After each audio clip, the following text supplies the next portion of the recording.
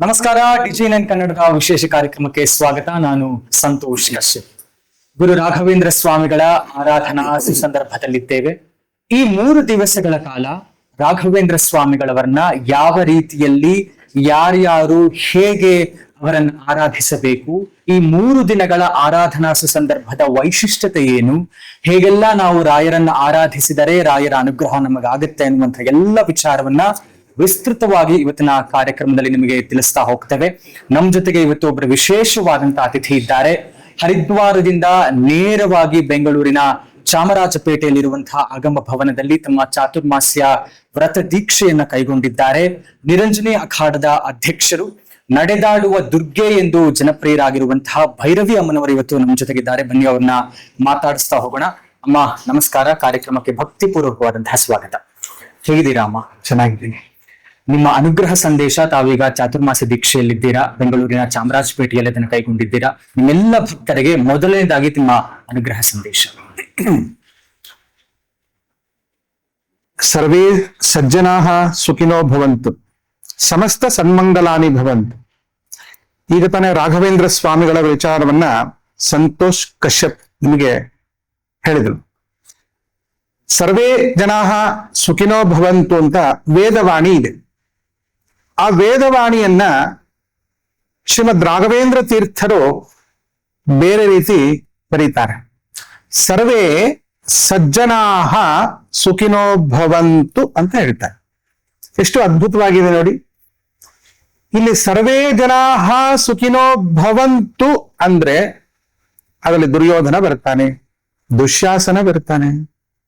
ದುರ್ಯೋಧನ ದುಶ್ಯಾಸನರು ಇಲ್ವೇ ಇಲ್ವಲ್ಲ ಈಗ ಅಂತ ನೀವು ಕೇಳಿದ್ರೆ, ದುರ್ಯೋಧನನ ದೇಹ ಹೊರಟೋಗಿದೆ, ದುರ್ಯೋಧನನ ಬುದ್ಧಿ ಇದೆ.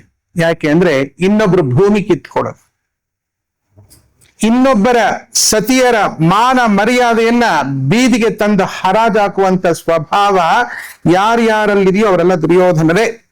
ಮತ್ತು ಅಣ್ಣ ತಮ್ಮಂದಿರ ಭೇದ ಭಾವ ಇಲ್ಲದೆ ಅವರನ್ನ ಬಡಿದು ತುಳಿದು ಅವರ ತಲೆ ಮೇಲೆ ಸಾಮ್ರಾಜ್ಯ ಕಟ್ಟಬೇಕು ಅಂತ ಉದ್ದೇಶ ಇರತಕ್ಕಂಥ ಬುದ್ಧಿ ಇರೋವರೆಲ್ಲ ದುರ್ಯೋಧನರೇ. ಮತ್ತೆ ದುಶ್ಯಾಸನ ಯಾವನೋ ಏನೋ ಒಂದು ಆಜ್ಞೆ ಮಾಡ್ದ, ಸುಗ್ರೀವಾಜ್ಞೆ ಅಂತ ಇಟ್ಕೊಂಡು ಅವನು ಏಳಿಯಿಂದ ಇವನು ಯಾಳದ, ಇವರೆಲ್ಲ ಬಿದ್ದೋರು. ಇಂಥ ದುರ್ಯೋಧನ ದುಶ್ಯಾಸನರು ಸರ್ವೇ ಜನಾಹದೊಳಗೆ ಅವರು ಕೂಡ ಸೇರ್ಕೋತಾರಪ್ಪ. ರಾಘವೇಂದ್ರ ಸ್ವಾಮಿಗಳವರು ತುಂಬಾ ದೊಡ್ಡವರು. ಎಷ್ಟು ದೊಡ್ಡವರು ಅಂದ್ರೆ ಹಿಮಾಲಯ ಪರ್ವತದ ಎತ್ತರ, ಹಿಮಾಲಯ ಪರ್ವತದ ತುತ್ತ ತುದಿಗೆ ಆಕಾಶದ ಮೇಲೆ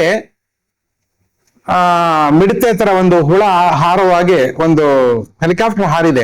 ಆದ್ರೆ ರಾಘವೇಂದ್ರ ಸ್ವಾಮಿಗಳ ತಲೆ ಮೇಲೆ ಪುಷ್ಪಕ ವಿಮಾನವು ಕೂಡ ಹಾರೋಕ್ಕಾಗಲ್ಲ. ಯಾಕೆ ಅಂದ್ರೆ ಪುಷ್ಪವನ್ನು ಸುರಿದಂತ ಪರಿಮಳಾಚಾರ್ಯರವರು, ಅಂತ ಸಜ್ಜನರಾಗಿರ್ತಕ್ಕಂಥ ಗುರುರಾಘವೇಂದ್ರ ಸ್ವಾಮಿಗಳವರು ಸರ್ವೇ ಸಜ್ಜನಾಃ ಸುಖಿನೋ ಭವಂತು.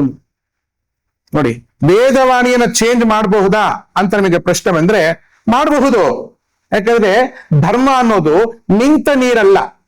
ಆಗಿನ ಕಾಲಕ್ಕೆ ಯಾವ ವ್ಯವಸ್ಥೆಗಳಿತ್ತೋ ಸಾಮಾಜಿಕವಾಗಿ, ಧಾರ್ಮಿಕವಾಗಿ, ಶೈಕ್ಷಣಿಕವಾಗಿ ಅವತ್ತಿಗೆ ಅಪ್ಲಿಕಬಲ್ ಆಗ್ತಕ್ಕಂಥ ವಿಷಯಗಳನ್ನ ನಾವು ಇವತ್ತು ಮಾಡಿಫೈ ಮಾಡ್ಕೊಳ್ಬಹುದು ಅನ್ನೋದನ್ನ ರಾಘವೇಂದ್ರ ಸ್ವಾಮಿಗಳು ನಮಗೆ ಹೇಳ್ಕೊಟ್ಟಿದ್ದಾರೆ. ಹಾಗಾಗಿ ನಾನು ಸರ್ವೇ ಜನಾಃ ಸುಖಿನೋ ಭವಂತು ಅಂತ ಹೇಳಲ್ಲ.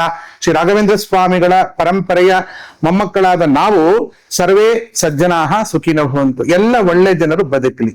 ಯಾಕೆ ಅಂದ್ರೆ ಒಳ್ಳೆ ಜನರು ಯಾಕೆ ಬದುಕಬೇಕು ಅಂತಂದ್ರೆ ಅವರ ಬದುಕು ಅವ್ರಿಗೋಸ್ಕರ ಇರಲ್ಲ, ಬೇರೆಯವರ ಬದುಕಿಗಾಗಿ ಅವರು ಬದುಕೋದ್ರಿಂದ ಅಂತ ಬದುಕಿಗೆ ಯಾರ್ಯಾರು ಕಂಟಕವನ್ನು ಒಡ್ಡಿದ್ದಾರೋ, ಒಡ್ಡುತ್ತಿರುತ್ತಾರೋ, ಮುಂದೆ ಮಾಡ್ತಾರೋ ಅಂತವ್ರ ನಾಶ ಆಗಲಿ. ಸರ್ವೇ ಸಜ್ಜನಾಃ ಸುಖಿನೋ ಭವಂತು. ಇದನ್ನ ಅನುಗ್ರಹ ಸಂದೇಶ ರಾಘವೇಂದ್ರ ಸ್ವಾಮಿಗಳ ಮೂಲಕ ನಾನು ನಿಮಗೆ ಕೊಡ್ತಾ ಇದ್ದೀನಿ. ಎಸಮ್ಮ, ರಾಯರ 355ನೇ ಆರಾಧನಾ ಸಂದರ್ಭದಲ್ಲಿ ನಾವಿದ್ದೇವೆ. ತಾವು ಬಹಳ ವಿಶೇಷವಾದಂತಹ ಅನುಗ್ರಹಕ್ಕೆ ಪಾತ್ರರಾದಂಥವ್ರು ರಾಯರಿಗೆ. ತಾವು ಅದೇ ಮನೆತನದಲ್ಲಿ ಬಂದವರು ಅಂತ ಹೇಳ್ತೀರಾ. ಹೀಗಾಗಿ ರಾಯರ ಆರಾಧನೆ ಅಂದ್ರೆ ಏನು, ಅದು ಹೇಗಿರುತ್ತೆ, ಯಾಕಾಗಿ ಈ 3 ದಿನಗಳ ಕಾಲ ಅಷ್ಟು ವಿಶೇಷತೆ ಏನಿದೆ ಅನ್ನುವಂಥದ್ದನ್ನ ನಮ್ಮ ವೀಕ್ಷಕರಿಗೆ ತಿಳಿಸ್ಕೊಡ್ತಾರೆ. ನಿನ್ನ ಸವಿನೆನಪೇ, ನಿನ್ನ ಸವಿನೆನಪೇ, ನಿನ್ನ ಸವಿನೆನಪೇ, ಮನದಲ್ಲಿ ಆರಾಧನೆ.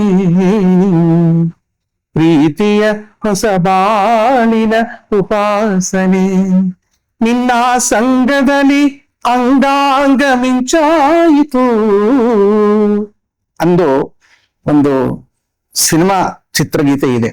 ನಂಗೆ ಆರಾಧನೆ ಅಂದ ತಕ್ಷಣ ಆ ಉಪಾಸನೆ ಅನ್ನೋ ಸಿನಿಮಾ ನೆನಪಾಗತ್ತೆ. ಅದರಲ್ಲಿ ಆರತಿ ಅಂತ ಅವಳ ಹೆಸರು. ಅವಳು ರತಿ ಅಲ್ಲ, ಅವಳು ಆರತಿ. ಅವಳ ಬಾಯಲ್ಲಿ ಹೇಳಿಸಿದಂತ ಈ ಪದ್ಯ ಅದು. ಸಂತೋಷ್ ಕೇಳ್ತಾ ಇದ್ದಾರೆ, ರಾಘವೇಂದ್ರ ಸ್ವಾಮಿಗಳ ಆರಾಧನೆ ಬಗ್ಗೆ ಏನಾದ್ರು ಹೇಳಿ ಅಂತ. ಅಲ್ಲಿ ಏನ್ ಹೇಳ್ಬೇಕಾದೇನಿಲ್ಲ. ಮಾಡೋದು 3 ದಿನ, ತಿನ್ನೋದು 400 ಜನ್ಮಕ್ಕಾಗೋಷ್ಟು. ನೋಡಿ, ನಿನ್ನ ಸವಿ ನೆನಪೆ ಮನದಲ್ಲಿ ಆರಾಧನೆ ಅಂತ ಹೇಳಿದ್ದಾರೆ. ಯಾವ್ದೊಂದು ಸವಿ ನೆನಪು? ಹೋದ ವರ್ಷದಲ್ಲಿ ಕುಂಬಳಕಾಯಿ ಹುಳಿ ಮಾಡಿದ್ರು, ಈ ವರ್ಷ ಮಾಡಿಲ್ಲ, ಅದು ಸವಿ ನೆನಪ. ಹೋದ ವರ್ಷ ರಾಘವೇಂದ್ರ ಸ್ವಾಮಿಗಳ ಆರಾಧನೆಯಲ್ಲಿ ಒಳ್ಳೆ ತುಪ್ಪದಲ್ಲಿ ಫಸ್ಟ್ ಕ್ಲಾಸ್ ಆಗಿ ಹಯಗ್ರೀವ ಮಾಡಿದ್ರು. ಗ್ರೀವನೇ ಇಲ್ದವ್ರಿಗೆ ಹಯದ ಗ್ರೀವದ ಶಬ್ದದ ನೆನಪಿರುತ್ತಾ? ಇಂಥದ್ದೆಲ್ಲ ನೆನಪಲ್ಲ. ರಾಘವೇಂದ್ರ ಸ್ವಾಮಿಗಳವರು ಎಷ್ಟು ಬಡತನವನ್ನ ಅನುಭವಿಸಿ, ತಿನ್ನೋಕ್ಕೂ ಉಣ್ಣೋಕ್ಕೂ ಗತಿ ಇಲ್ಲದೆ ತಾವು ಬರೆಯುವಂತಹ ಆ ಬರವಣಿಗೆ ತಮ್ಮ ಕಣ್ಣಿಗೆ ಕಂಡು ಜಗತ್ತಿಗೆ ಕಾಣಿಸುವಂತ ಪ್ರಯತ್ನ ಮಾಡಲಿಕ್ಕೆ ತರಗೆಲೆಗಳನ್ನು ಬೆಂಕಿ ಹಚ್ಚಿ, ನೀವ್ಯಾರ ಮನೆ ಬೆಂಕಿ ಹಚ್ತೀರಾ, ಆದ್ರೆ ರಾಯರು ಅಲ್ಲಿ ಹಚ್ಚಿದ ಬೆಂಕಿಯಿಂದ ಜಗತ್ತಿಗೆ ಪ್ರಕಾಶ ಪಡಿಸಿದಂತ ಪರಿಮಳ ಇರ್ಬೋದು, ಕೃಷ್ಣ ಚಾರಿತ್ರ ಮಂಜರಿ ಇರ್ಬೋದು, ರಾಮಚಾರಿತ್ರ ಮಂಜರಿ ಇರ್ಬೋದು, ಕಾತ ಸಂಕಲ್ಪ ಗದ್ದೆ ಇರ್ಬೋದು. ಇಂತಹ ಸವಿ ನೆನಪಿನ ಆಗಾರದೊಳಗೆ ಕುತ್ಕೊಳ್ಳುವಂತ ಆ 3 ದಿನ ಇರ್ಬೇಕು. ಅದು ಯಾವ 3 ದಿನ? ಕೂರ್ಮಾಸನ, ಅನಂತಾಸನ, ಶ್ವೇತದ್ವೀಪ. ವೈಕುಂಠಕ್ಕೆ ಹೋಗುವಂತ ಈ 3 ಸ್ಥಳಗಳಲ್ಲಿ ಅವರ ಕೊಟ್ಟ ಸವಿ ನೆನಪು ಈ ಆರಾಧನೆಯಲ್ಲಿ ನಮಗೆ ನೆನಪಾಗ್ಬೇಕು. ಸಂತೋಷ್ ಕಶ್ಯಪ್ ಅವರು ಹೇಳಿದ್ರು ಏನು ಅಂದ್ರೆ, 355ನೇ ರಾಘವೇಂದ್ರ ಸ್ವಾಮಿಗಳವರ ಆರಾಧನೆ. ಈ ಸಂಖ್ಯಾಶಾಸ್ತ್ರಕ್ಕೆ ಬರೋಣ. ಜ್ಯೋತಿಷ್ಯ ಶಾಸ್ತ್ರದಲ್ಲಿ ಸಂಖ್ಯಾಶಾಸ್ತ್ರ ಬಹಳ ಪ್ರಬಲವಾಗಿರ್ತಕ್ಕಂಥದ್ದು. ಯಾಕೆ ಅಂದ್ರೆ ನಾನು ಇಲ್ಲಿಯ ತನಕ ಅಧ್ಯಯನ ಮಾಡಿದ್ದೇನೆ, ಮಾಡ್ತಾ ಇದ್ದೇನೆ, ಮುಂದೆ ಮಾಡ್ತೇನೆ. ಸಂಖ್ಯಾಶಾಸ್ತ್ರ ಮಾತ್ರ 100ಕ್ಕೆ 100 ಕೊಡದೆ ಇದು 99ವರೆಗೆ ಕೊಟ್ಬಿಡುತ್ತೆ. ಇಲ್ಲಿ 3 5 5 5 3 8 8 5 13 3 1 4 ಆಗಂತೆ. ನೋಡಿ, 4. ಶ್ರೀಮನ್ ಮಧ್ವಾಚಾರ್ಯರ ಭಾಷ್ಯ 22ನೇ ಭಾಷ್ಯ. 21 ಭಾಷ್ಯಗಳಾದ ಮೇಲೆ ಆಚಾರ್ಯ ಮಧ್ವರ ಭಾಷ್ಯವೇ 22. 2 + 2 4 ಆಗತ್ತೆ ಅಲ್ವಾ? ಎಷ್ಟು ಅದ್ಭುತವಾಗಿದೆ ಇದು ಅಂತಂದ್ರೆ, 22ನೆಯ ಸೂತ್ರ ಅಂತ್ಯೇ ಸಿದ್ಧಸ್ತು ಸಿದ್ಧಾಂತ ಅಂತ ವೈಷ್ಣವ ಕುಲ ತಿಲಕ ಶ್ರೀಮದ್ ವಾದಿರಾಜ ತೀರ್ಥರು ಹೇಳಿದಂತ ಮಾತು. ಕಡೆಗೆ ಸಿದ್ಧವಾದದ್ದು ಸಿದ್ಧಾಂತ ಅಂತ. ಆಚಾರ್ಯ ಮಧ್ವರು ಕೊಟ್ಟಂತ ಸಿದ್ಧಾಂತ, ಅದ್ರ ಮೇಲೆ ಇನ್ಯಾವ ಸಿದ್ಧಾಂತಗಳು ಬಂದಿಲ್ಲ, ನನ್ನ ಪ್ರಕಾರ ಬರಲ್ಲ ಅಂತ ಕಾಣಿಸುತ್ತೆ. ಅದು 4ನೇ ಸಿದ್ಧಾಂತ. ಅದನ್ನ ಟೋಟಲ್ 4 ಬರುತ್ತೆ. ಈಗ ನೀವು 355 ಟೋಟಲ್ ಮಾಡಿದ್ರು ಕೂಡ 4 ಬರುತ್ತೆ ಅಂತ ಕಾಣುತ್ತೆ. ಆ 4 ಸಂಖ್ಯೆಯ ಅಧಿಪತಿ ಯಾರು ಅಂದ್ರೆ ರಾಹು. ಈ ರಾಹುವಿನ ಗುಣಧರ್ಮ ಏನು ಅಂದ್ರೆ, ನಮ್ಮ ಇಡೀ ಕುಂಡಲಿಯಲ್ಲಿ ಗುರು ದೊಡ್ಡ ಪವರ್ಫುಲ್. ಯಾಕಂದ್ರೆ ಗುರುಬಲ ಇಲ್ಲದ ಏನೂ ಮಾಡಕ್ಕಾಗಲ್ಲ. ಗುರುಬಲ ಬೇಕೋ ಬೇಡವೋ ಗೊತ್ತಿಲ್ಲ ಸ್ವಾಮಿ, ಶುಕ್ರನ್ ಬಲ ಅಂತೂ ಬೇಕೇ ಬೇಕು. ಯಾಕೆಂದ್ರೆ ಸೆಕ್ಸ್ ಇಲ್ಲದೆ ಮನುಷ್ಯ ಬದುಕೋದೇ ಇಲ್ಲ. ಎಲ್ಲಿ ತನಕ ಸನ್ಯಾಸಿಗಳಿಂದ ಹಿಡ್ಕೊಂಡು ಪರಬ್ರಹ್ಮನ್ ತನಕ ಅದು ಸನ್ಯಾಸಿಗಳು ಸೆಕ್ಸ್ ಬೇಕಂದ್ರೆ ಬೇಕು, ಅದೊಂಥರ ಬೇರೆ ಸೆಕ್ಸ್ ಬಿಡಿ. ಇಂತಹ ಶುಕ್ರ ಬೇಕು. ಇನ್ನು ಮ್ಯಾಥಮೆಟಿಕ್ಸ್ ಗಣಿತ ಬುಧ ಬೇಕು. ಆದ್ರೆ ಈ ಎಲ್ಲಾ ಗ್ರಹರನ್ನ ಸ್ತಬ್ಧ ಮಾಡುವ, ಬಾಯಿ ಮುಚ್ಚಿಸುವ ಒಂದೇ ಒಂದು ಗ್ರಹ, ಅದು ರಾಹು. ಯಾಕೆ ಆ ರಾಹುವಿಗೆ ಆ ಬಲ ಬಂತು ಅಂತ ಪ್ರಶ್ನೆ. ರಾಹುವಿಗೆ ಯಾಕೆ ಬಲ ಬಂತು ಅಂದ್ರೆ, ಸುದರ್ಶನ ಮಹಾಜ್ವಾಲ ಕ್ಲೀಂ ಕೃಷ್ಣಾಯ ಗೋವಿಂದಾಯ ಗೋಪಿ ಜನವಲ್ಲಭಾಯ ಪರಾಯ ಪರಮ ಪುರುಷಾಯ ಪರಮಾತ್ಮನೇ ಪರಕರ್ಮ ಮಂತ್ರ ಯಂತ್ರ ತಂತ್ರ ಔಷಧ ಅಸ್ತ್ರ ಶಸ್ತ್ರಾಣಿ ಅಂತ ಹೇಳ್ತಾರೆ. ಸುದರ್ಶನ ಚಕ್ರದ ಇರಿತಕ್ಕೆ, ಒರೆತಕ್ಕೆ, ಕೊರೆತಕ್ಕೆ, ಸ್ವರೆತಕ್ಕೆ ಬಾಳಿ ಬದುಕಿದವರು ಇಲ್ಲಿ ತನಕ ಇಲ್ಲ, ಮುಂದೆ ಇಲ್ಲ. ಆದರೆ ಇಂಥ ಮಹಾವಿಷ್ಣುವಿನ ಚಕ್ರದ ಚಿಕಿತ್ಸೆಯಿಂದಲೂ ಆಶ್ಚರ್ಯಚಕಿತವಾಗಿ ಬದುಕಿದಂತ ಒಂದು ಗ್ರಹ ಯಾವುದು? ಅದು ರಾಹು ಗ್ರಹ. ಇದರ ಅರ್ಥ ಏನಂದ್ರೆ ರಾಹುವಿಗೆ ಮುಖ ಇದೆ. ಯಾರ ಕುಂಡಲಿಯಲ್ಲಿ ರಾಹು ಪಾಸಿಟಿವ್ ಆಗಿ ಬರ್ತಾನೋ ಅವನನ್ನ ಹಿಡಿಯೋಕೆ ಸಾಧ್ಯವಿಲ್ಲ. ಸಂತೋಷ್ ಕುಂಡಲಿನ ನಾವು ಸೂಕ್ಷ್ಮ ಗಮನಿಸಿದ್ರೆ ರಾಹು ಚೆನ್ನಾಗಿದೆ. ಹೀಗಾಗಿ ರಾಹುವಿನ ಮುಖದಲ್ಲಿ ಸಿಕ್ಕಾಕೊಂಡ್ರೆ ದೇವರಾಣಿ ನೀವು ಕೆಳಗೆ ಹೋಗಕ್ಕಾಗಲ್ಲ, ಮೇಲೆ ಹೋಗಕ್ಕಾಗಲ್ಲ, ಅಲ್ಲೇ ಇಟ್ಕೊಂಡ್ಬಿಡುತ್ತೆ. ಇಂತಹ ಮಧ್ವಾಚಾರ್ಯರ 22ನೇ ಭಾಷ್ಯ ಟೋಟಲ್ ಮಾಡಿದಾಗ ನಮಗೆ 4 ಬಂತು. ಈ ವರ್ಷದ ರಾಘವೇಂದ್ರ ಸ್ವಾಮಿಗಳವರ 355ನೇ ಈ ಸವಿ ನೆನಪಿನ ಆರಾಧನೆ 4 ಸಂಖ್ಯೆಯನ್ನ ಸೂಚಿಸ್ತಾ ಇದೆ. ಈ 4 ರಾಹು ಸೂಕ್ಷ್ಮ ಅರ್ಥ ಮಾಡ್ಕೊಳ್ಳಿ. ರಾಹು ಮ್ಲೇಂಛ ಜಾತಿಯವರ ಪ್ರತಿನಿಧಿ. ಮ್ಲೇಂಛ ಜಾತಿಯವರು ಅಂದ್ರೇನು? ಮತಾಂಧರು. ಯಾರ್ಯಾರು ಮತದ ಕನ್ನಡಕವನ್ನ ಕಣ್ಣೊಳಗೆ ಹಾಕೊಂಡು ಜಗತ್ತನ್ನೇ ಕುರುಡು ಮಾಡಬೇಕು ಅಂತ ಹೇಳಿ ಹೊರಟಿದ್ದಾರೋ ಅಂತ ಮತಾಂಧರಿಗೆ ಈ ವರ್ಷದಿಂದ ಸಮಯ ಏನೂ ಚೆನ್ನಾಗಿಲ್ಲ. ಯಾಕೆಂದ್ರೆ ರಾಘವೇಂದ್ರ ಸ್ವಾಮಿಗಳವರ ಈ ದಿವ್ಯ ಆರಾಧನೆ ನಮ್ಗೆ ಅದನ್ನ ಸೂಚನೆ ಕೊಡ್ತಾ ಇದೆ ಅಂತ ನಂಗೆ ಅನಿಸ್ತಾ ಇದೆ. ಸಂತೋಷ್, ಎಸಮ್ಮ ಭಜತಾಂ ಕಲ್ಪವೃಕ್ಷಾಯ ನಮತಾಂ ಕಾಮಧೇನುವೆ ಅಂತ ಹೇಳ್ತಾರೆ. ಅಂದ್ರೆ ನಿನ್ ಕೈಲಿ ಸಾಧ್ಯ ಆದ್ರೆ ನಿನ್ ಮಂತ್ರಾಲಯಕ್ಕಾಗ್ಲಿ ಬೇರೆ ಬೇರೆ ಮೃತಿಕಾ ಬೃಂದಾವನಗಳಿಗಾಗಿ ಸೇವೆ ಮಾಡ್ಬಿಟ್ಟು ಬಂದ್ರೆ ರಾಯರ ಅನುಗ್ರಹ ಆಗುತ್ತೆ ಅಂತ. ನಿನ್ ಕೈಲಿ ಆಗದೇ ಇದ್ರೆ ನಾನೇ ನೀನಿರೋ ಜಾಗಕ್ಕೆ ಬಂದು ನಿನಗೆ ಅನುಗ್ರಹ ಮಾಡ್ತೀನಿ ಅಂತ ಅಷ್ಟು ದಯಾಳುಗಳು ರಾಯರಿದ್ದಾರೆ. ಹೀಗಾಗಿ ರಾಯರನ್ನ ಯಾವ ರೀತಿಯಾಗಿ ನಾವು ಒಲಿಸ್ಕೊಳ್ಬೇಕಾದ್ರೆ ಯಾವ ತರದ ಸೇವೆಯನ್ನ ಮಾಡ್ಬೇಕು, ಏನ್ ಮಾಡ್ಬೇಕು ಅಂತ ಈ ಆರಾಧನಾ ಸಂದರ್ಭದಲ್ಲಿ ಕರೆದರೆ ಬರಬಾರದೆ, ಕರೆದರೆ ಬರಬಾರದೆ, ಗುರುವರ ಶ್ರೀರಾಘವೇಂದ್ರ, ಗುರುವರ ಶ್ರೀರಾಘವೇಂದ್ರ, ಕರೆದರೆ ಬರಬಾರದೆ. ಯಾರ್ಯಾರು ಮಂತ್ರಾಲಯಕ್ಕೆ ಬರೋಕ್ ಆಗಲ್ವೋ ಅವರ ಬಳಿಗೆ ರಾಘವೇಂದ್ರ ಸ್ವಾಮಿಗಳು ಬರ್ತಾರೆ ಅಂತ ಸಂತೋಷವಾಗಿ ಹೇಳಿದ್ರು. ಸಂತೋಷವಾಗಿ ಹೇಳ್ತಾ ಇದ್ದಾರೆ. ನಾನು ಸಂತೋಷವಾಗಿ ಹೇಳ್ತೀನಿ. ಯಾಕೆ ಅಂದ್ರೆ ಅವರ ಹೆಸರೇ ಸ್ಮರ್ತೃಗಾಮಿಗಳು ಅಂತ. ಇಬ್ಬರಿಗಿದೆ ಆ ಹೆಸರು.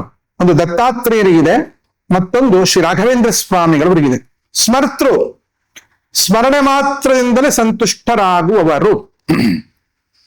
ನೋಡಿ, ಮಂತ್ರಾಲಯಕ್ಕೆ ಯಾರ್ಯಾರಿಗೂ ಹೋಗೋಕ್ಕಾಗಲ್ವಲ್ಲ, ಆಗಲ್ಲ ಅಂತ ಇಲ್ವಾ? ಇಲ್ಲ.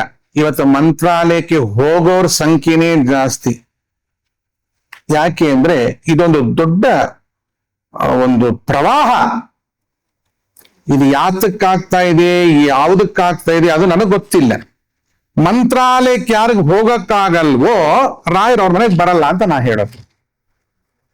ಓಹೋ, ಏನ್ರಿ ಇದು? ಮಂತ್ರಾಲಯಕ್ಕೆ ಹೋಗದೆ ಇದ್ರೆ ರಾಯರ್ ಬರೋದೇ ಇಲ್ಲ ಅಂತ ಹೇಳ್ತಾ ಇದ್ದೀರಿ. ನೀವೇ ಹೇಳಿದ್ರಲ್ಲ, ಯಾರು ಮಂತ್ರಾಲಯಕ್ಕೆ ಬರಕ್ಕಾಗಲ್ವೋ ಅಲ್ಲೇ ನಾನು ಬರ್ತೀನಿ ಬೇಕಾದ್ರೆ. ಎಲ್ಲಿ ನಿನ್ನ ಭಕ್ತರೋ ಅಲ್ಲೇ ಮಂತ್ರಾಲಯ, ಎಲ್ಲಿ ನಿನ್ನ ನೆನೆವರು ಅಲ್ಲಿ ದೇವಾಲಯ. ನಮ್ಮ ಡಾಕ್ಟರ್ ರಾಜಣ್ಣವರು ನಿಮಗೆ ಸಂದೇಶ ಕೊಟ್ಟಿದ್ದಾರೆ ನೋಡಿ. ಎಲ್ಲಿ ನಿನ್ನ ಭಕ್ತರೋ ಅಲ್ಲೇ ಮಂತ್ರಾಲಯ, ಎಲ್ಲಿ ನಿನ್ನ ನೆನೆವರೋ ಅಲ್ಲೇ ದೇವಾಲಯ ಅಂದ್ಬಿಟ್ರು. ಹಾಗಾದ್ರೆ ನೆನಪು ಮಾಡ್ಕೋಬೇಕಾದ್ರೆ ನೀವು ಅವ್ರ ಕಡೆಯವರಾಗಿರ್ಬೇಕು. ಎಲ್ಲಿ ನಿನ್ನ ಭಕ್ತರೋ ಅಲ್ಲೇ ಮಂತ್ರಾಲಯ ಅನ್ಬೇಕಾದ್ರೆ ಅವ್ರ ಭಕ್ತರು ನೀವಾಗಿರ್ಬೇಕು. ಇವೆರಡೂ ನೀವಾಗಿ ನಿಮ್ಮ ಮನಸ್ಸನ್ನ ತಾರಣೆ ಮಾಡಿಕೊಂಡಾಗ ಮನತ್ರಾಯತೆ ಇತಿ ಮಂತ್ರ, ಇಂಥ ಮಂತ್ರಾಲಯವನ್ನ ನಿಮ್ಮ ಮನೆಯನ್ನಾಗಿ ಮಾಡಿಕೊಂಡ್ರೆ ಪೂಜೆ ನಡೆವ ಮನೆಗಳೇ ಎಂದು ಪರವ ಪಾವನ, ಧ್ಯಾನಗೈವ ಮನೆಗಳೇ ನಿನ್ನ ಬೃಂದಾವನ, ನಿನ್ನ ಅರಿತ ಹೃದಯವೇ ದೇವನಿರುವ ಮಂದಿರ. ಆಹಾ, ಹೃದಯ ಇಲ್ಲದವರಿಗೆ ಮನಸ್ಸಿಲ್ಲ, ಮನಸ್ಸಿಲ್ಲದವರಿಗೆ ಮಂತ್ರ ಹುಟ್ಟಲ್ಲ. ಮಂತ್ರ ಹುಟ್ಟದಿದ್ರೆ ಅಲ್ಲಿ ಆಲಯ ಕ್ರಿಯೇಟ್ ಆಗಲ್ಲ, ಅಲ್ಲಿ ಲಯ ಕ್ರಿಯೇಟ್ ಆಗುತ್ತೆ. ಹೀಗಾಗಿ ನೀವು ಯಾವುದೋ ರಾಯಚೂರು ಪ್ರಾಂತ್ಯದ ಚೂರು ಚೂರಾದ ಏನ್ರಿ ಚೂರು ಚೂರು ಆಗಿರೋದು? ಅಥವಾ ಕರ್ನಾಟಕವೂ ಅಲ್ಲ, ಇತ್ಲ ಆಂಧ್ರವೂ ಅಲ್ಲ. ಚೂರು ಚೂರಾದ ಮಂತ್ರಾಲಯಕ್ಕೆ ಹೋಗೋ ಬದಲು ನಿಮ್ಮ ಮನವನ್ನ ಮನತ್ರಾಗತೆ ಇತಿ ಮಂತ್ರ ಅಂದ್ರೆ ಅವರ ಸ್ಮರಣೆಯಿಂದ ಅವರ ಕೊಟ್ಟಂತಹ ಸಂದೇಶವನ್ನ ನಿಮ್ಮ ಹೃದಯದೊಳಗೆ ಧರಿಸಿ ನೀವೇ ಮಂತ್ರಾಲಯ ಆದರೆ ಅಲ್ಲಿ ಬರುತ್ತೇನೆ ಎನ್ನುವ ಸಂದೇಶವನ್ನ ರಾಯರು ಕೊಟ್ಟಿರ್ಬೇಕು ಅಂತ ಕಾರಣ.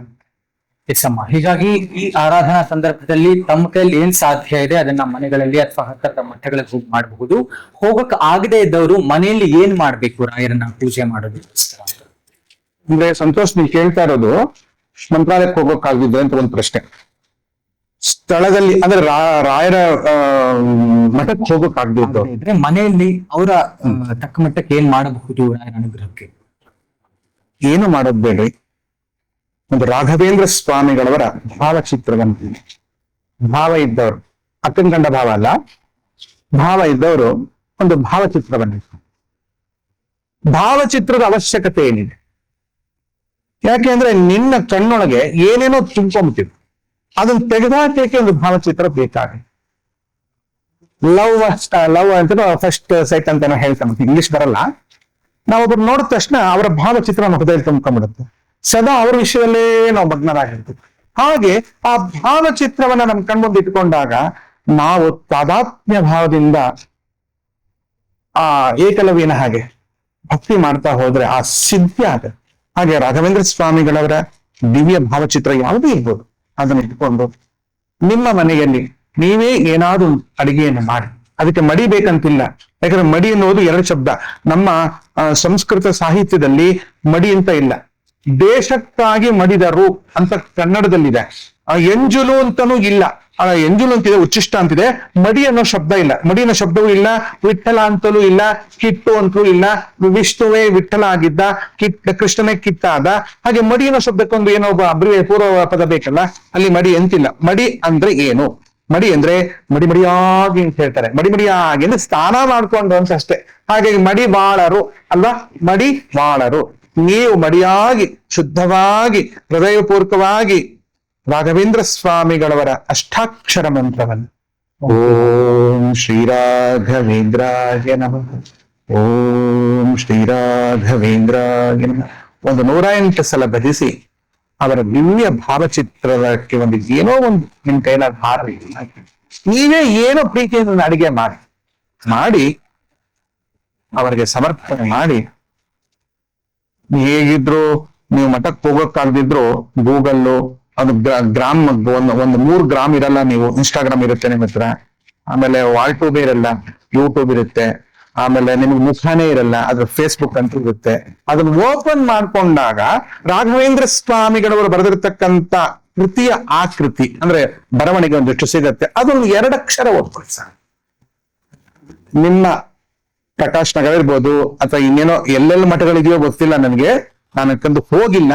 ಆ ಮಠಗಳಿಗೆ ಹೋಗಿ ಅವ್ರ ಸೀರೆ ಇವ್ರ ಸೀರೆ ನೋಡ್ಕೊಂಡು ಮನೆಗೆ ಬಂದು ಹೊಟ್ಟೆ ಕಿಚ್ಚು ಮಾಡ್ಕೊಂಡು ಕೈ ಮುರ್ಕೊಳ್ಳೋಕ್ಕಿಂತ ಅವ್ರ ಮನೇಲಿ ದೇವ್ರ ಕೊಟ್ಟು ಸೀರೆ ಉಟ್ಕೊಂಡು ಅಲಂಕಾರ ಮಾಡ್ಕೊಂಡು ರಾಘವೇಂದ್ರ ಸ್ವಾಮಿಗಳವರಲ್ಲಿ ತಾದಾತ್ಮ್ಯ ಅಂದ್ರೆ ಮನಪೂರ್ವಕವಾಗಿ ಜಪಿಸಿದಲ್ಲಿ ಆ ಮಠಗಳಲ್ಲಿ ಮಾಡ್ತಕ್ಕಂತಹ ಆರಾಧನೆಗಿಂತ ಇದು ನಿನ್ನ ಸಭೆ ನೆನಪೆ ಮನದಲ್ಲಿ ಆರಾಧನೆ ಆಗತ್ತೆ ಅನ್ಸುತ್ತೆ.